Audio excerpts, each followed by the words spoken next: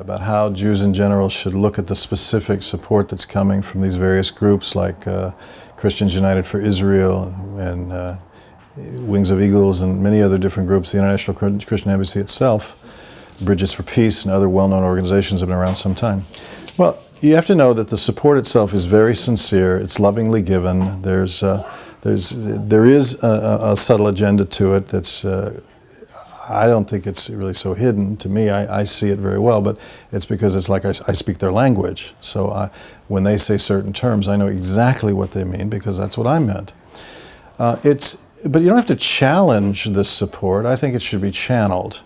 The only thing that I think is missing is an element of disclosure that I would appreciate. And that disclosure would be from their side, from the Christian Zionist side, to say categorically, you know, we're not here to missionize. The problem is that you have people like John Hagee, and because he's on public record, I'll mention his name, again, lovingly. I've met him.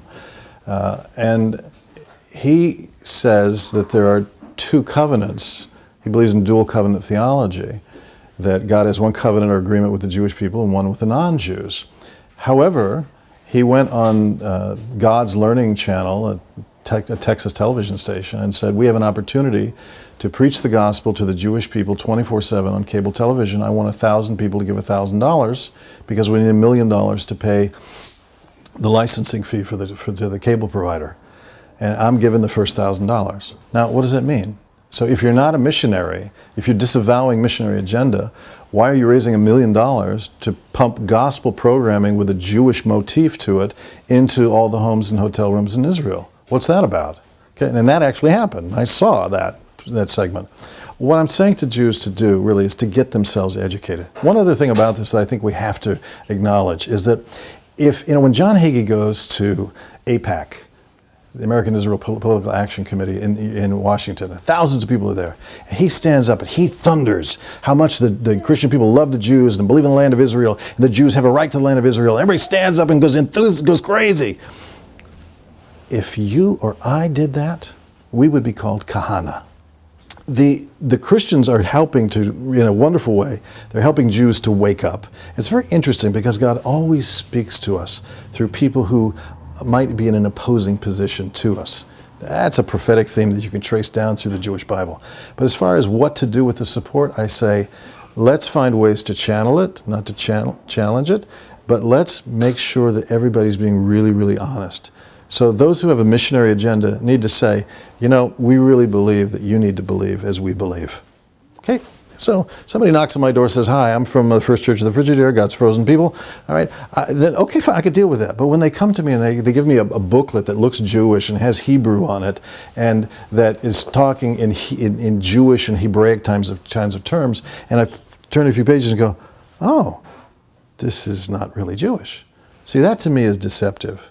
They feel like it's being culturally sensitive, but it's really, at its core, it's not real full disclosure. So I'm really saying simply, be more honest.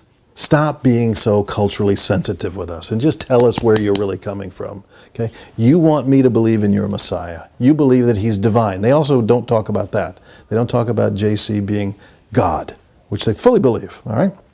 They believe that God became a human. Now, in Jewish terms, that is categorically, uncompromisingly idolatry. It's called shituf, to associate physicality with deity.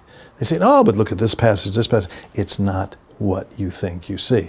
So these 300 so-called prophecy passages that they attribute to JC are not the case. Go back and do your homework. So what we have here is a case of two ignorant communities. They don't know what they don't know. The Jews, on the one hand, don't know what they don't know because they've drifted away from their source.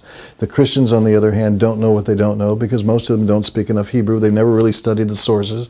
They've never sat down with somebody like me or other people that have helped to enlighten me and figured out, well, where's this really coming from? And to be honest enough to say, well, you know, Christianity really comes, the essence of Christianity, God becoming a man through a virgin birth, living a meritorious life, dying a sacrificial death, gathering a group of disciples, working miracles, being buried, rising on the third day, going back to heaven. That's an idea that predates Christianity by over 1,000 years. That's a motif, a theme that shot through the ancient world. So what happened? They made a cholent, they made a stew.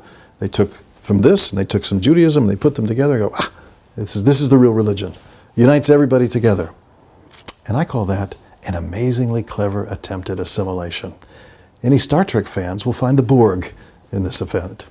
So, again, I say, get aware, get knowledge. It's not about my opinion, it's not about what I say. I'm not saying anything that can't be validated in the sources. So let's take a walk through the pages with the sages of the ages. You ready? Let's go.